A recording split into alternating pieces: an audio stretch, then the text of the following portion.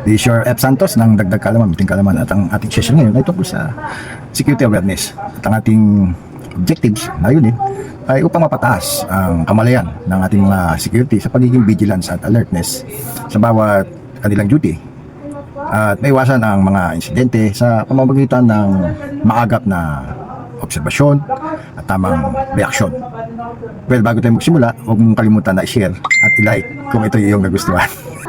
Bilang mga security guard, hindi sapat na basta nakatayo o nagrurubin lang tayo.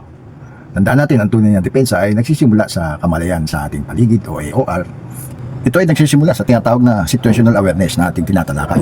Ito ang kakayahan na mapansin agad ang mga pagbabago o kakaibang kilos ng mga tao, bagay o sitwasyon sa ating paligid bago pa man ito magdulot ng panganib. Isang alertong gwardya, hindi lang basta nagrurubin. May mga pangunahing punto na dapat na isaalang-alang. Una, yung tinatawag na observe. No? Paano yun? Pagmamasid sa paligid. Sanayin ng mga mata at pandinig. Tingnan ng mga detalye, kilos ng mga tao, galaw ng sasakyan at mga bagay na naiiba o hindi normal sa ating AOR. Pangalawa, dapat ino-orient natin o yung ating pangunawa. Alamin kung normal ba ito o hindi. Ang iyong mga napapansin, halimbawa, bakit pa ulit-ulit na bumabalik o pumupunta sa gate ang isang hindi kilalang tao? Bakit yung sasakyan nakaparada at may tao sa loob? Something like that. Pangatlo, decide. Paano ka magdidesisyon? Magpasya kung anong aksyon ang dapat mong gawin.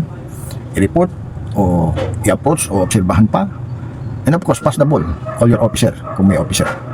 Sa gayon, nakakakuha ka ng guidance. At ang pang-apat, yung act, yung tinatawag mo, yung tamang pagkilos.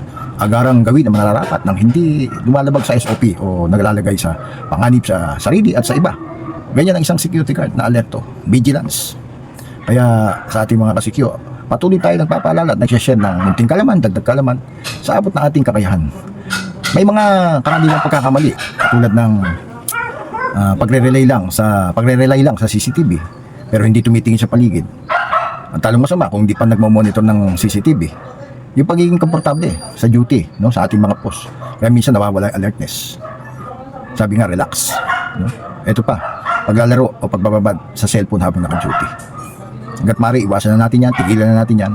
Baka minsan magpasalagay pa ng panganib sa ating sarili at sa ating binabantayan. Kaya itong mga tips na to, tandaan natin. Gumamit ng 5-second scan rule o 5-second scan rule.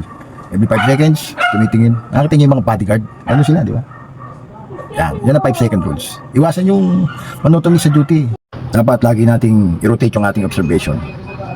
At i-update natin ating sarili sa mga modus operandi, mga security threats sa ating AOR, sa ating kapaligiran. Dapat laging tayong, sabi nga 10 step ahead. Alam natin yung nangyayari sa paligid. Now, bago tayo magwakas, dahil malamig na yung aking kape, tandaan natin ang alertong mata at isip ng isang security guard ay mas makapangyarihan kaysa sa baril o sa batuta. Ang mga pangyayari o yung mga situational awareness ay hindi lang basta tayo nagbabantay. Tandaan natin tayo ay tagapagligtas ng buhay at ari-arian ng ating mga kliyente at mga taong ating pinaglilingkuran.